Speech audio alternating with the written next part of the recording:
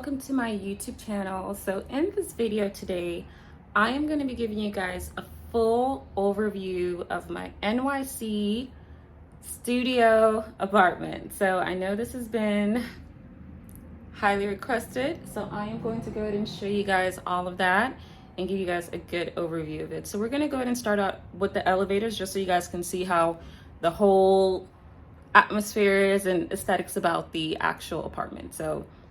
And we'll get into pricing and all of the details later on in the video, so stay along for that, and let's go ahead and head out to the hallway so you guys can see.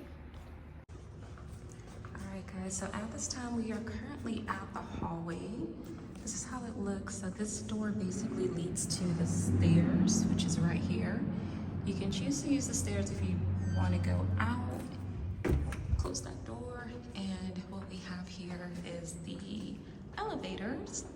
So if you're trying to basically go down, which is preferably what I use because I'm not going to walk down those stairs, you would use an elevator. And I'm on the 10th floor, guys. So we have a hallway before us, we have a hallway here, and this is just the letters to direct you where to go. All right, now we're heading towards my apartment.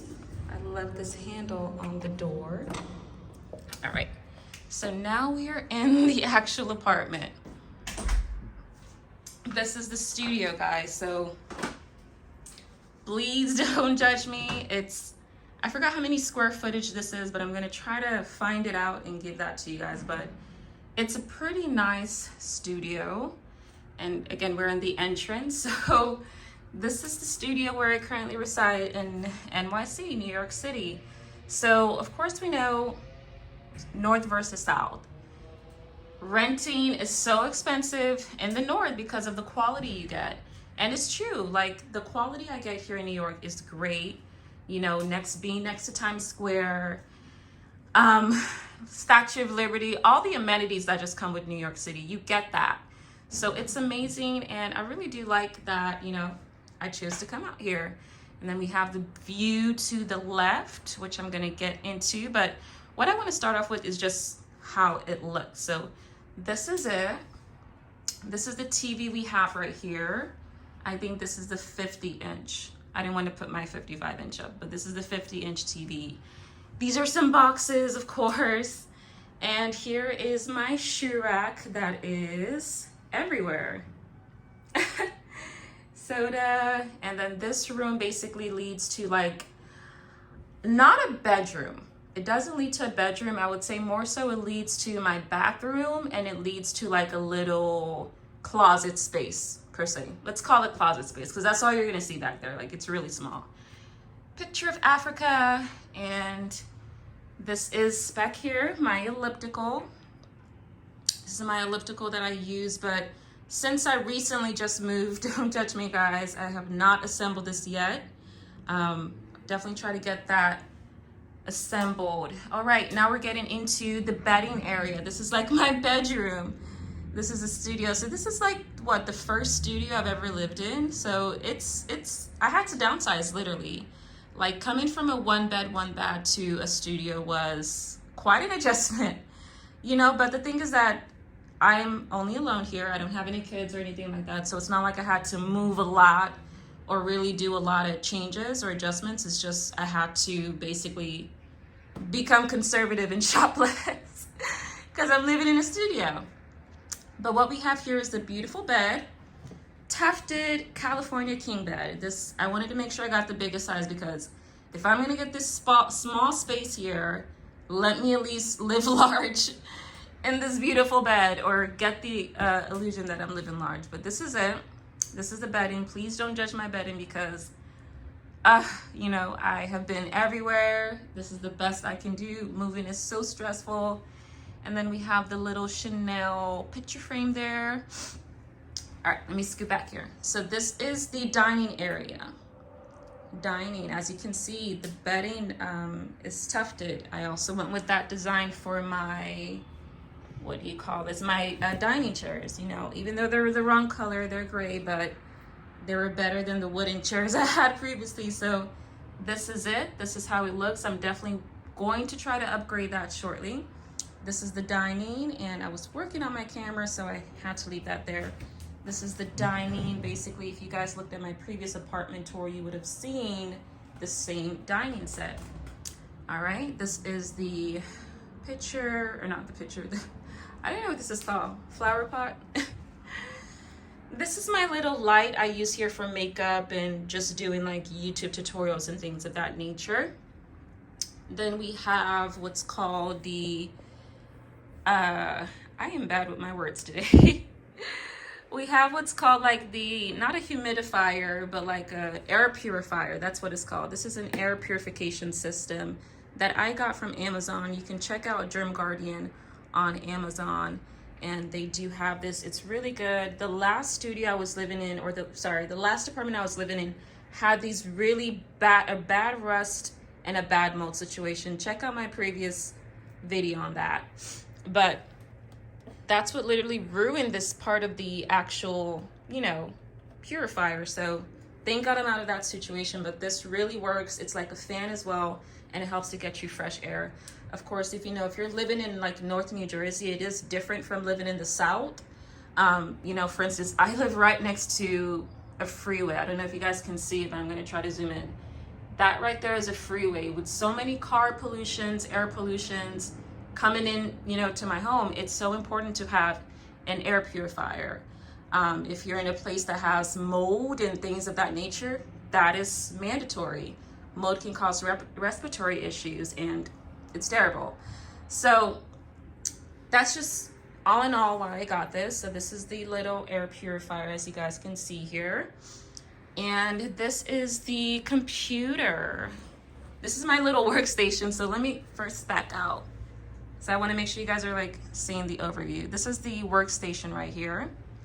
I have my work chair right here where I just sit down and look at editing and things like that and try to study. And this is how the workspace looks, of course.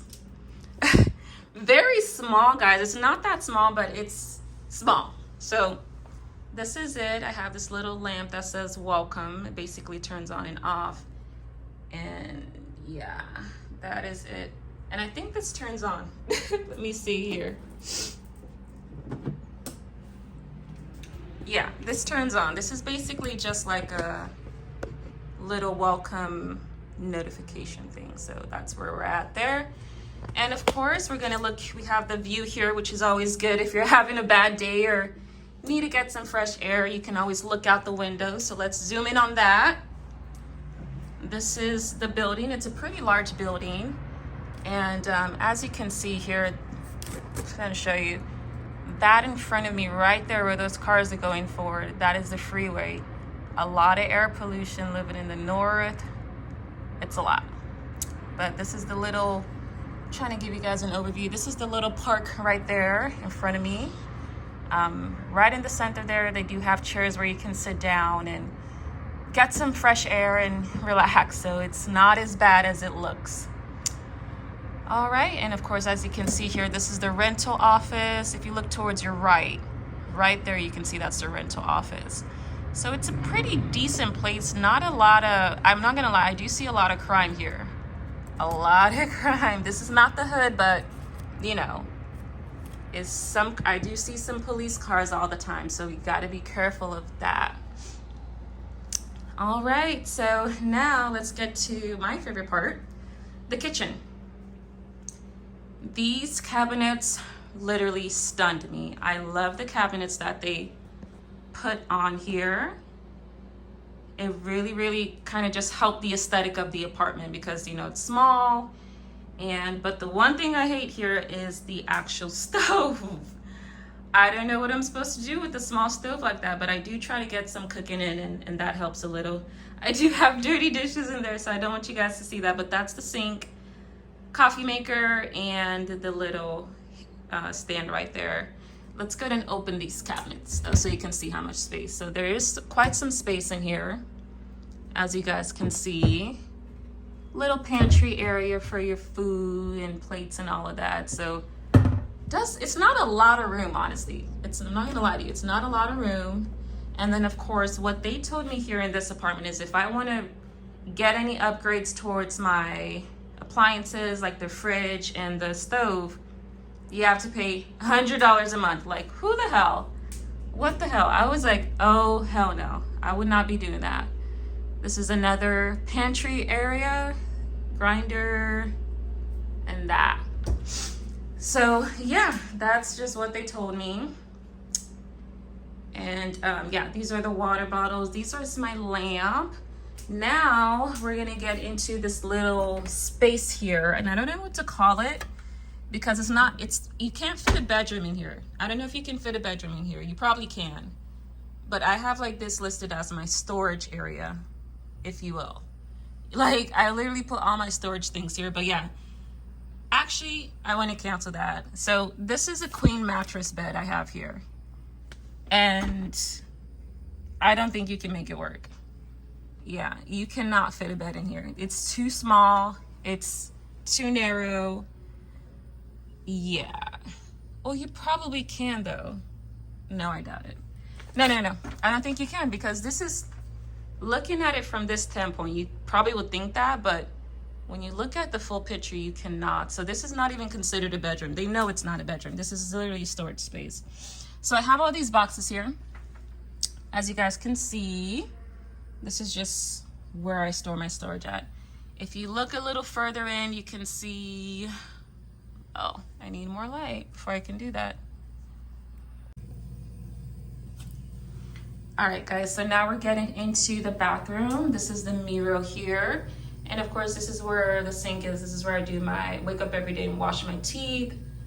This is where I wake up, this is where I wake up every day and wash my teeth. These are the lights, and you know, sink right there. This is the washer that I purchased on my own. So they don't offer you in-home washer and dryer units. You think you probably have to look for a more upscale, you know, apartment if you want that. But this is it. And of course, this is the toilet area. So it doesn't look too bad. Yeah, not too bad. The favorite part about this bathroom is the tiles. I feel like they really put some energy into the tiles. So gets an A+. It's not too bad. And of course, yeah, this is just the overview of how the actual apartment or the bathroom looks. So pretty nice and decent. I'm not gonna say it's terrible or anything, you know. Coming from a big city like Houston, Texas, this is not bad. It's not terrible. It's not unbearable or something I can't deal with for one person. And of course, what we have here is my little storage unit. This is where I keep like my jewelry. This is where I keep skin products, and of course detergent and cleaning products as well. So that does it for this tour. Now we're gonna get into the nitty-gritty and how you can actually get a studio in NYC. So I'll be discussing and sharing that in this next clip. Hey guys, so we are going to be actually getting into the pricing, details, requirements, and everything you need to know before you do get into getting a studio in NYC. Of course, you know, the exclusivity of it is hard and competitive, you know, so you do have to there is a certain requirement you have to meet, you know, like for instance, good credit score. The person with the greatest or highest credit score, of course, is going to be more susceptible to getting that apartment. So you have to make sure you are competitive. You do have a competitive application whenever you are trying to get an NYC apartment, because there is rules in getting it. It's not like living in the South where you just need, you know, half of your deposit or half of your apartment rent as your deposit and you move in the next day. Like, not in NYC. There is parameters, there is rules, there's guidelines to follow whenever you live in NYC. It's a whole different ballgame. So we're going to get into that. I was able to find the actual square foot of this actual studio apartment, and it's 225 square foot. So not a lot of room. I don't really know too much about all of square foot and all of that, but it's, I guess, okay, you know, because like I said, this is just one person. Now, if I had kids, if I had my parents here, all of that, I can't even have a guest here because it's literally so small and literally giving me the dormitory vibes, like a dorm room. So 225 square foot. Let's talk about the competitive application.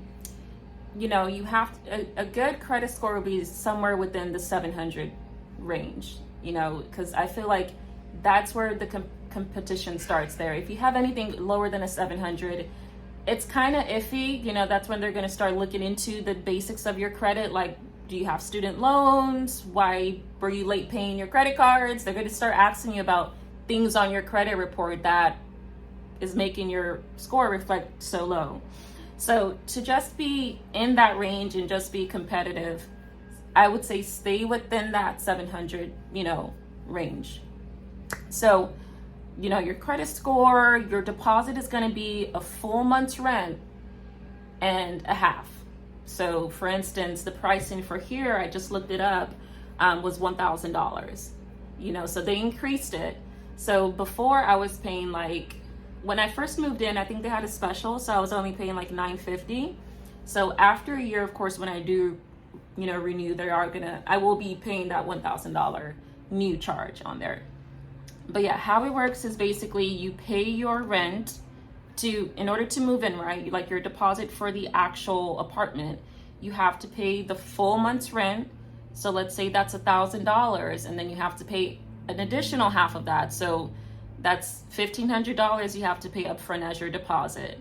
So you don't have to pay rent as well included into that. Like for the first month you move in, all they need is your deposit. After that first month, let's say it's going to be, you know, April 1st, that's when you're going to have to pay another, you know, $1,000 for your rent. But to move in, you normally just need your deposit and you're good to go. So yeah, $1,500 to move in. And sorry guys, my hair is doing its own thing and I have to put this cap on because it will not let me relax. So forgive me for that, but $1,500 to move in, it is pretty expensive. So like I said, you know, I think I said this in a previous video, don't compare it to the South or what previous tenants probably did for you. I mean, what previous landlords probably did for you. When you live in NYC, it's the most expensive place to live in, literally. I think they just did a survey on that like last month. Most expensive place to live in America. So you have to make sure you do have a couple of thousands of dollars there to accommodate you, right? And I guess what else you need to make your application a little bit more successful would be just a job, you know, like have a good source of income, have a good job. Don't quit your job because it's literally just like you're trying to qualify for a home. They go through the same parameters and the same rules, you know, for an apartment here. So just like you're trying to buy a home now, you know, they ask you for your W-2s and all of that. They probably get into a little bit more details when you're trying to qualify for a mortgage. But being that this is just a rental property, you know, you're not actually buying an apartment, they're still going to go through that same rule. They want to make sure that you are a qualified candidate for them. They want to make sure that you are going to pay your rent. You know, they know the statistics. They know NYC is pretty expensive to live in. Not every single average American can afford it. So that's why they do have all these, you know, thresholds to meet and things of that nature. The last thing you would want to do is get declined for an apartment. That's going to give you a miserable feeling there. So make sure your credit is good, you know, make sure everything is up to par because like I said, credit checks, all of that, you know, they will check that out. So don't get ready for surprises. You know, you don't want to be homeless or, you know, stay in a hotel. It's going to be stressful when you have a lot of things to move, especially when you're moving state to state. Like you need to just make sure all of your ducks are in a row.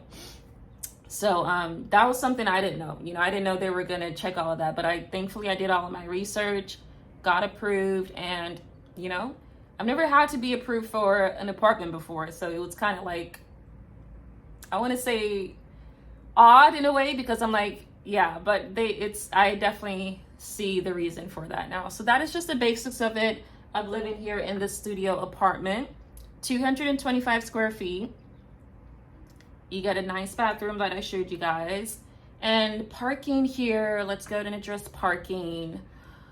You do get free parking here, but you have to park in the places that basically don't have a number on it.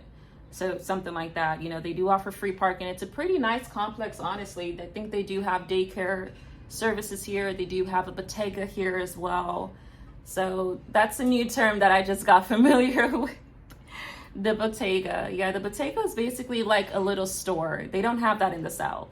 So it's a little like supermarket convenience store if you need some water, some milk, or if you need just essentials. You know, that's what a bodega is.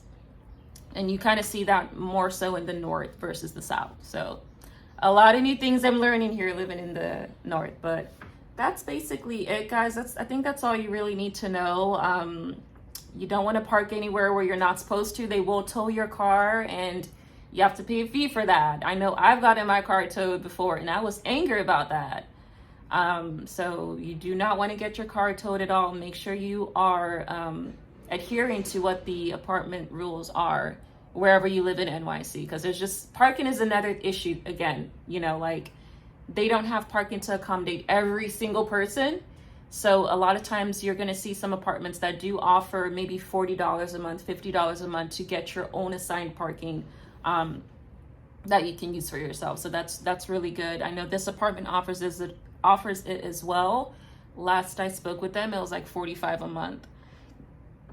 But of course, if you're not like high maintenance and you don't need it, then you don't have to get it. You can get free parking. So that is another amenity and booster about living here in this apartment. But yeah, other than that, like, it's really nice. The parks are very chill here. Statue of Liberty is not too far away, and it's cooler living in the north versus the south. I don't know, maybe that's just me, but I was born in Houston, Texas, and I like the sun and all of that. And at first I used to think that it never ever gets sunny here in the north, and it does. Like, it gets cold too, but that summertime is, you definitely experience that. So that is the overview of my apartment tour. Let me know what you guys think in the comments down below. Would you move from the south to the north and live in New York City? Would you just visit New York City, or would you actually live in New York City? You know, would you actually go through this process? And let me know what you think. And yeah, thank you guys so much for tuning in, and enjoy.